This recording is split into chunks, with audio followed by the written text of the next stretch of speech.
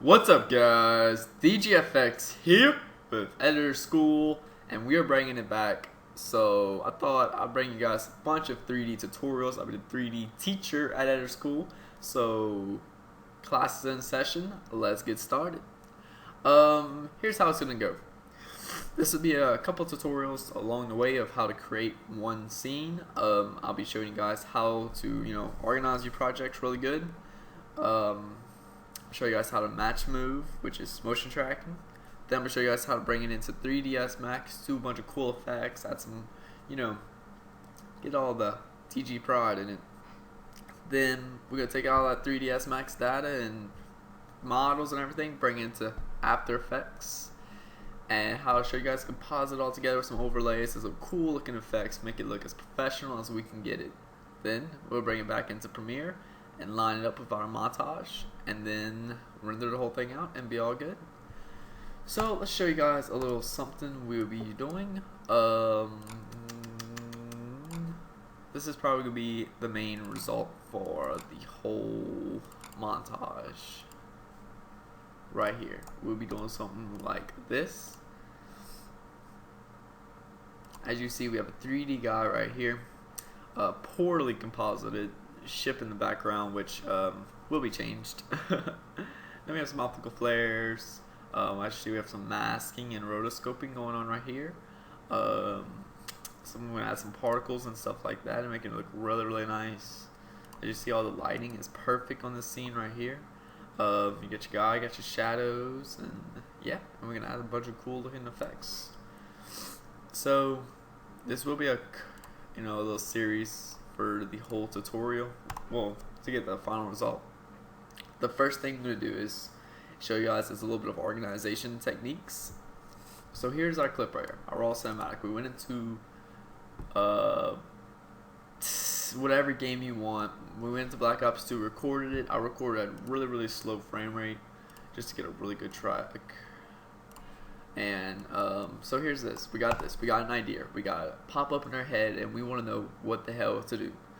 So you go out and record a scene, and now you're like, all right, now what am I gonna do? So a lot of people, when they get ideas for 3D, they can just look it up in some stuff in real life. I really don't need to for the scene. But when you get an idea for 3D, some type of 3D scene, you don't want to, and you don't really know exactly how you want it. Try looking in movies, look for pictures and stuff, just to give you an idea of like how everything fall out. And that's just a little technique I use. No, I mean, I'm not saying like this. Go use, you get it out, you see phase Meek, he puts 3D text in one little scene right here, and you're like, oh, I want to do that. So you go do exactly the exact same thing, same map, same camera position, same text position, everything. I'm not saying copy like that. I'm saying like, use real life examples to help follow up your 3D. Use it to push your 3D to make it, look realistic. Just keep that in mind. Alright, so anyway, we got our footage, we're recording everything. The first thing we want to do is come there and do, you want to start organization, so let's do a new folder, and let's just call this the Editor School. So that's our montage right there, the Editor School. And you're gonna open up, let's make a new folder, and this is just to help keep everything organized and everything like that. It's called raw footage. Alright, and then we will put all of our clips, our cinematics, everything in here. Because a lot of people have the habit of, when they create a new project, they'll come there, they'll record with Hauppauge or Elgato, and the default place wherever it's recorded at is, your videos and your libraries, and they'll just come there and they'll drag this into 3ds Max or After Effects, and they'll edit the footage, this footage from that pathway. So I did a project, and you drag this project into whatever. I don't know if you save all your projects like I do. I just see right here, I save all my projects, movies, and there you go. All my stuff I saved together. And when you go back and later open it, you don't have that footage because it was in a different place. Sorry about that. So So yeah, in our school we have a raw footage. This will be all of our clips, cinematics, and everything you record. So yeah. Now, what you want to do is, I forget that you cannot see my second monitor. Let's do a new folder, and let's call this Scene 1. Alright, you'll label each scenes you want to do with your 3D. And then you'll do like a little dash, and just give you one quick little, like, detail explaining C1. So let's just call this Plaza, because that's the map. And, guy, Plaza guy.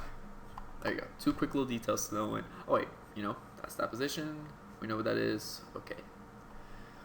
And then what I'll do is I'll go in there, and this is where we're gonna put all of our saves, simulations, everything in this one little folder.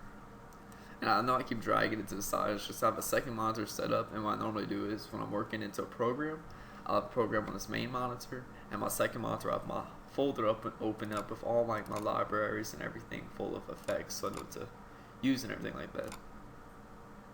Yeah. So now after we have that set up, we want to set up a After Effects project to go with it. Try to keep this tutorial under 10 minutes. I don't know what pretty much we're about to do with this tutorial.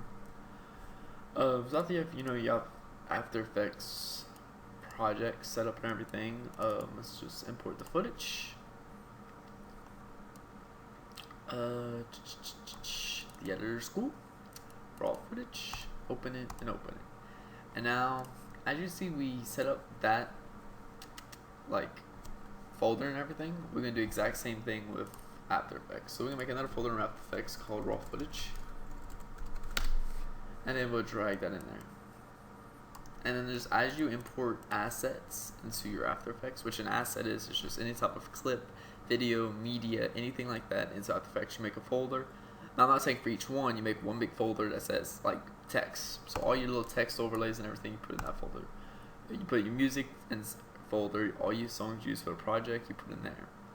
All your sound effects, you gotta make a folder called sound effects, put all in there. It's just to help organize. So when you're working on a project and you say you used this piece of footage once already and you need it again, you're up and go in your library, you know where it's at, you drag it in and you're good. So let's go on raw footage, and we're gonna make a new comp from selection for it, and this will make a new composition. Now we're gonna go to our composition settings, and let's just make sure everything's right. I will use 60 frames a second for this, and there we go. So as you see, this is really slow. That's just kind of the effect I wanted to go for with this project.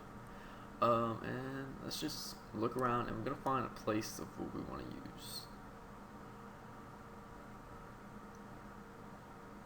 About right there, and this footage will be downloadable in the description.